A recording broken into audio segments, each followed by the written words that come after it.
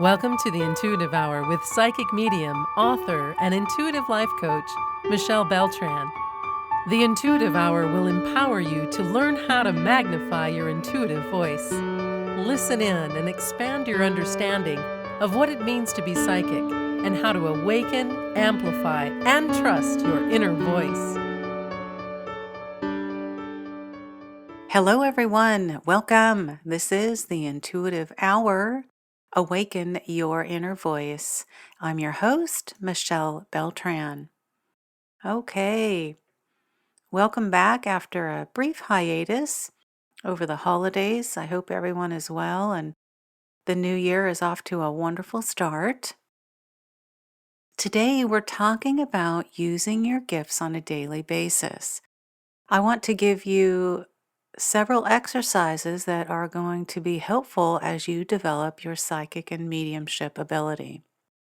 Okay, first and foremost, using your gifts on a daily basis. So, this week, or in the coming weeks as you have time, I want to encourage you to pay attention when you're in a situation that someone is talking to you, telling you a story of sorts. Perhaps they're describing how their holiday went, how a birthday event went, a recent trip they were on. Whatever the case may be, pay attention to that story. Pay especially close attention to any images, visions, or impressions that may come through as you are listening. So I'm bringing this to your attention, this exercise, so that you can begin to see and realize, and perhaps you already have noticed, that your gifts are with you nonstop. We simply are not aware of it or are missing it. As you settle into this exercise, again, when a friend, son or daughter, spouse, family member tells you a story, imagine your third eye. Go to that space and tune into that third eye area. That's in the center of your forehead, above your brow. And pay attention to all the details this person is telling you. Notice those images that come. Oftentimes, we don't realize we're getting more information while someone is speaking to us. So tune in to what's coming in that's perhaps subtle or a sense. Maybe you don't get a very clear vision or image, but you get a sense about something. Tune into that. Begin to ask this person questions to get validation on what you may be seeing. If the story is about someone you've never met and you're seeing the image in an image in your third eye, ask the storyteller if the description you're getting of what you're seeing is accurate. You're going to be surprised to see that quite often you are accurate. So this will end up being validation in essence. So keep a close watch as you're hearing the story.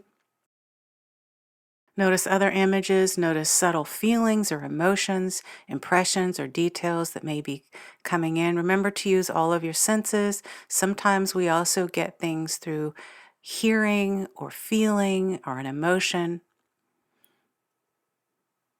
You'll be surprised to see that you're doing some element of what I call remote viewing. Some of you may or not be aware of this.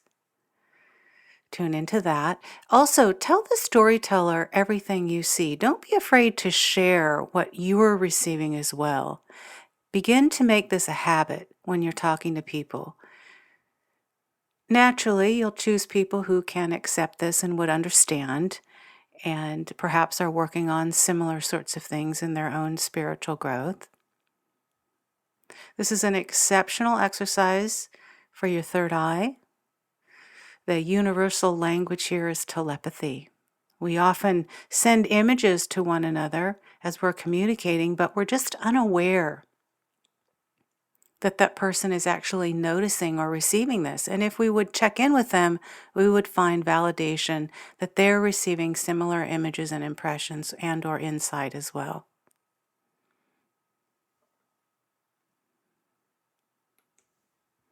All right, continuing on. This particular episode today is coming to you shortly after the new year, so I want to suggest that you consider a world events New Year prediction challenge. Boy, that was a mouthful. So, your homework will be to spend some time in deep meditation and allow yourself to focus on world events. As you begin, having meditated and quieted your mind, say out loud world events 3 times. This is the intention and the focus of this exercise. You might surprise yourself to see that you're actually able to make world predictions.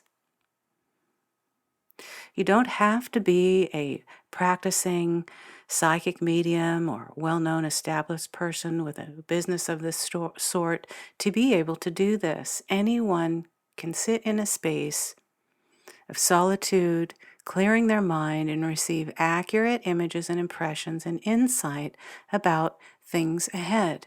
You simply have to set the intention and clear your mind.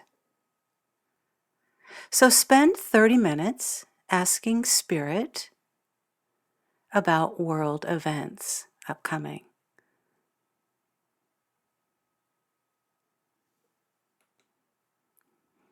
Also, as you step into this world events prediction challenge, be mindful that there may be things like earthquakes, darker situations, we might call them, or calamities. There's nothing to fear about these things. I would encourage you to be in a space of detaching yourself from any emotion that may come forward. Remember to ground yourself. You can refer to a prior episode on grounding and running energy here at the Intuitive Hour to refresh your memory on that process. Be mindful of being in a space of neutrality in the center of your head, not down in your heart.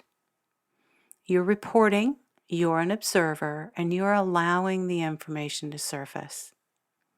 Get as much detail as possible. Try and get a feel for the time this event occurred, or will occur, rather.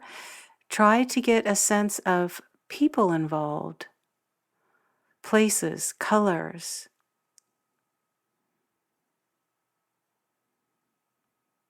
Be mindful to keep a journal and log everything you see. And finally, remember, there's no second guessing. When you receive something, write it down, trust it, trust the first thing that comes, and try not to use your logical left brain to figure out why this is happening or what came. Just simply receive and report and write it down. All right, the next technique, I call this mind noise. To be a really great psychic or medium, you must be disciplined in what you allow to come into your mind. What separates the really exceptional psychics and mediums is that they have discipline of the mind. We as humans are constantly bombarded with thousands of thoughts in a single day. And I've been asked this question many times, how to know if information we're receiving is true or just left brain mind noise and chatter. The answer is not a simple one. It takes experience and practice to know the difference. But a great psychic or medium has learned to shut out that left brain clutter and allow divine information to flow. When the mind noise begins to enter into the mind of the exceptional psychic or medium who has mastered this, he or she knows that what is happening is simply that mind noise, and they're able to ignore that information, that surface level mind noise, left brain chatter that's presenting. Again, this takes time and patience, so be kind with yourself. In time, you will master it as you practice. This exercise will help you do that. So, why do we have mind noise? I'd like to ask you in this exercise to consider that question. In your journal, go through these following points that I'm going to mention and describe how each one of these has affected you as you're considering mind noise and why we have it. First and foremost, we are full of fear. What comes to you as you consider that statement? How has it affected you in your life? Number 2, I feel separate from my Supreme Being or my higher self. Again, how has that affected you in life? How is that presented in your life in any way, shape, or form? Number 3, we are trying to be in control. Next, we are using our mind to try and figure out things so we can manipulate and control our circumstance. And finally, we are trained by education to use our left brain, and we have to unlearn years of conditioning. In your journal, take some time with these prompts. All right. In addition, I want to ask you to take some time, 15 or 30 minutes, to be in a quiet place. Relax your mind and body. And this is as follow-up to the exercise I've just described. Relax your mind and body, and once you are in a relaxed state, pay special attention to all thoughts that are entering your mind. Notice the left brain, how it begins to take over in time. It might do this, that left brain. That's all right, just notice it. The key here is to not demand thoughts leave, because there will be another and another and another thought. It's a battle that cannot be won, and this is because it is the way the brain is wired to think. It's just another trick of the ego when we try and control the thoughts by demanding they leave. The key is to observe the thought process without interacting with the thoughts. Notice how difficult it is to keep the mind in a quiet place. For the undisciplined, it's impossible. But if you practice this exercise, this simple exercise, once a week for 15 minutes, you will begin to improve on just allowing thoughts to surface without interacting with them. What I mean by interacting is becoming emotionally wrapped up in them and believing that the thought is your own. Our own mind clutter is so busy and loud that we often miss the messages from Spirit. So, as an example, you have the thought, what should I eat for dinner tonight? Try not to interact with this thought by contemplating. Just allow it to be there. When we have faith in the natural flow of synchronicity, The answer will present without using thought. You may get an image of possible dinner options. Observe the images. Watch them. Disengage from them. When we free up our mind by observing thoughts, something new and inspiring will take over. This is spirit. Another example are fear thoughts. These might try to creep in too. I don't get along with my mother-in-law, and we have to spend the weekend together. Again, the key is to observe the thoughts without owning them as your own. Faith is a necessity. Without faith, one will never master the mind, and one will be a slave to the mind ongoing. When we have faith, the solution to our problem is already there, and it will unravel in the precise moment. All right, moving on to the next exercise. I call this daydreams. So today, pay attention to the little daydreams you find yourself falling into. Psychics and mediums, developing their skills and ability, learn that often the information coming through during a daydream can be relevant to a client, to someone he or she will be seeing in the near future, to world events, or to spiritual or other kinds of questions you've been thinking about. There are answers in your daydreams if you'll listen. It's a way your higher self is trying to communicate to you outside of formal meditation, for example, or your specific request. Daydreams happen when the conscious mind lets go for a little while because it is engaged in something. That something is important.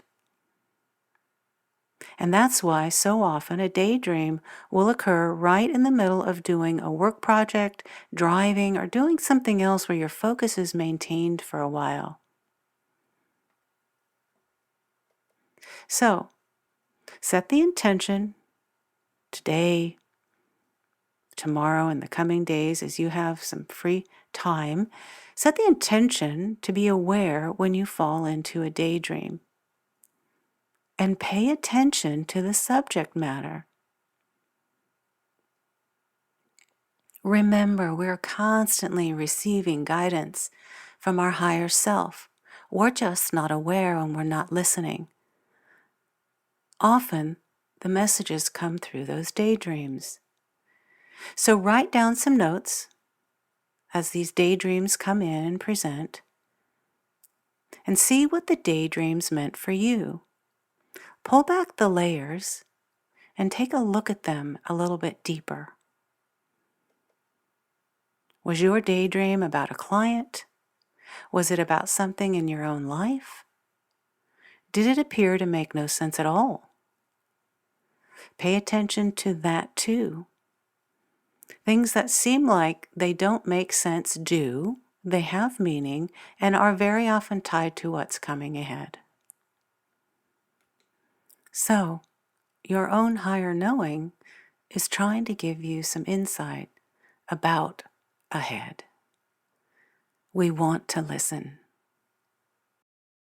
All right. The final exercise, reading interpersonal dramas. So I'd like to ask you to find some time to go out in the public, a shopping mall, a grocery store, any place where people interact. Your goal is to observe the little dramas that you see arising between people. Perhaps you'll observe a mother scolding her child.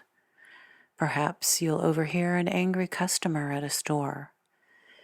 Maybe you'll observe people waiting in line impatiently. This exercise is about seeing into these situations to try and decipher what is underneath them. Naturally, there are many possibilities. It could be that the people have a spiritual contract to be in the situation they find themselves in. One person is in a crisis situation and having trouble managing emotions. A person may be under stress at work or home. Someone may have lost a loved one or had a relationship that ended. The situations can be many, but the underlying principle is that most times when we find ourselves in these kinds of conflicts or upsets with strangers, even family members, or with circumstances that irritate us, it isn't the people or the situation, but something else. Something else is at the source of this upset. Take some time with this. As with all the exercises, each of them in their own way is going to assist you in developing and enhancing your psychic ability.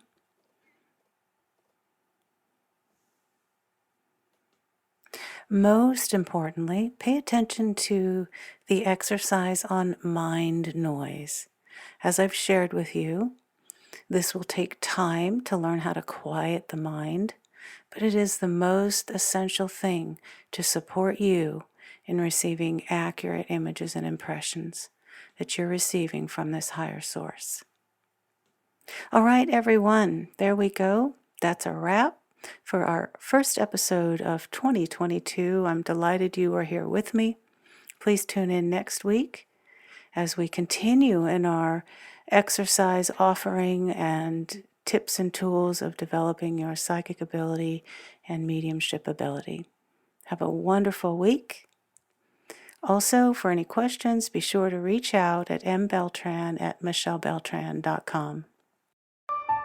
Kick off the new year with 25% off a 30-minute session with Michelle. Visit michellebeltran.com and click on Sessions.